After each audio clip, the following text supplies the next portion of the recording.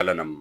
د ممتاز قادري والا مسله وشوه په هغې کې زه یو ځل ایوان اقبال ته لاړم هلته مو واورېده داسې به هم د خپل استاد محترم علامه شریف ګل صاحب رحمت الله تعالی علیه نه اورېده تیسیر باب صرف هم چې وې نو هغې مبارک به ډېر ذکر کوه استاد صاحب داسې استاد صاحب داسې لیدلی هم نه و بیا چې هلته لاړو او واورېده قدرتي ما هغه د هغې هغه انداز او د هغې مبارک هغه مینه محبت بیا ورو ورو ورته نږدې شو بیا دغسې اجلاس و جامعه نعمانیه کې هلته کې بیا هغې په ما باندې ګوته کېښوده چې د تحریک رهایي دپاره به د خبر پښتونخوا امیر دی وي نو بس په هغې کې بیا ورته موږ نور هم ورنږدې شو نو بس چې بیا څوک هغې چې چا ورسره وخت تېر کړی دی چا یې صحبت حاصل کړی دی او چا ورسره وخت تېر کړی دی نو بس هغه ګواهي کولی شي چې باباجي صاحب څه شخصیت بغیر د غوښتنې په تاسو باندې ګوته کېښودلې چې دا دی زه اوس هم اکثر دا وایم هغه کسانو ته چې په هغه اجلاس کې د باباجي صاحب شاګردان ناست وو چې باباجي صاحب سره یې 15 کاله شاګردي کړې وه د پښتونخوا او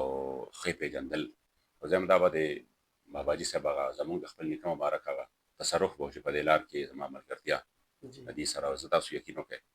چې زه وایم هغه لمحه زما په ژوند کې زما د ټول خاندان دپاره زما د آینده نسلونو دپاره په مخ د ځمکه د ټولو نه بهترینه او د ټولو نه قیمتي لمحه وه چې په هغې کې الله پاک زما صحبت او زما مرسته او زما ناسته دا د امیر المجاهدینو د شخصیت سره وکړه تاسو یقین وکړئ چې زه وایم چې هغې مبارک نه وې زموږ په ژوند کې نو ډېرو تیارو کې به هم دا وخت تېر کړی وې او په ډېر بس زه اوس ویلی نه شم چې هغه به څه حالت و ځکه چې زه هغه خپل هغه کیفیات د هغې نه وړاندې ذکر کړم چې زمونږ ډېرو خلکو سره ناسته پاسته شوې وه خو کوم ذهن چې هغې مبارک و جوړه وه بیا دغه د الله ولي و د هغه په محض ناسته باندې انسان بدلېده او زه تاسو ته دا په یقین باندې وایم چې د هغه سره د 2 منټو ناسته چې وه نو اب هم بدله وه هغې کې به هم انسان ته خپل ځان محسوس شو چې یاره بلکل څه تبدیلي راځي نو زه یم دا د ټولو نه قیمتي لمحه وه چې الله کریم جل جلاله د هغې سره زما ملاقات وکړه بیا هم د هغې هغه صحبت کې بیا د هغې هغه خصوصي شفقت او خصوصي مینه او محبت الحمدلله بیا موږ سره خدای پاک شامل حال کړو جی راځو جی لږ